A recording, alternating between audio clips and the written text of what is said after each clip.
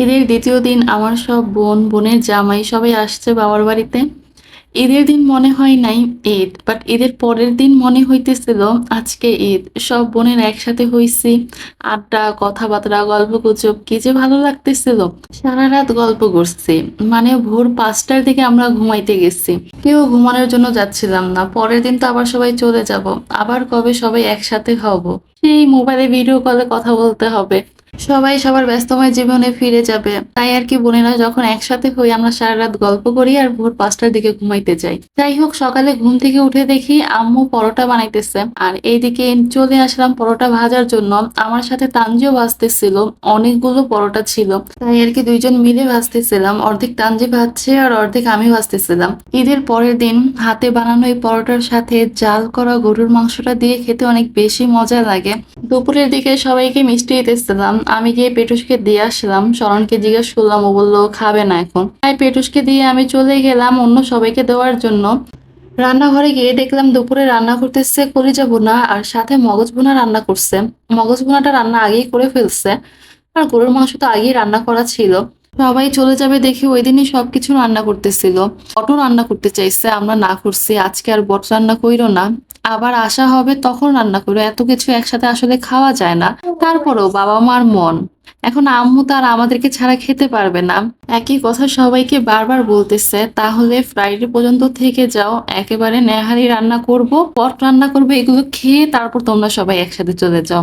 But সবাই ওই দিনই চলে যাবে, বলতেছে আম্মু আরেকদিন আসবো, আজকে এই ভেজাল বাদ দাও, আরেকদিন এসে আমরা সবাই একসাথে খেয়ে যাব।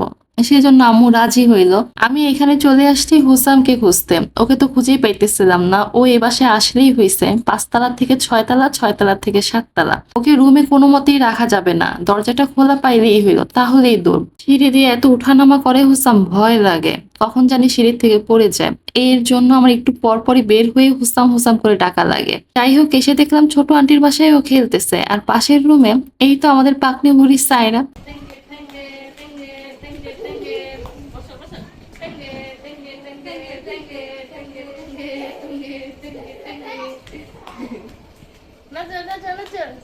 সায়রাকে বললেই হইলো, মা একটু টেঙ্গে টেঙ্গে নাচো তো, তাহলেই ও নাচা শুরু করে দিবে। মাশাআল্লাহ, বাচ্চাটা বড় হয়ে যাচ্ছে। হুসামকে উপর থেকে নিয়ে আসলাম, ওকেও একটু ভাত খাওয়াই দিব। এরপর আমরা বোনেরা সব একসাথে টেবিলে খাওয়ার জন্য বসে পড়লাম। খাওয়া দাওয়া শেষ করে সন্ধ্যার দিকে সবাই সবার কাছ থেকে বিদায় নিল। আমার আর ওই দিন বাসায় যাওয়া হয় নাই। সন্ধ্যার দিকে আমি আবার বের হয়ে গেছিলাম আমার চাচা শ্বশুরের বাসায় যাওয়ার জন্য।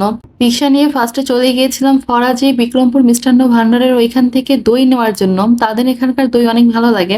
তো ফার্স্টে যাওয়ার আগে চিন্তা করতেছিলাম দই পাবো কিনা ঈদের মধ্যে। পরে গিয়ে দেখলাম না, তাদের এখানে ভালোই দই আছে।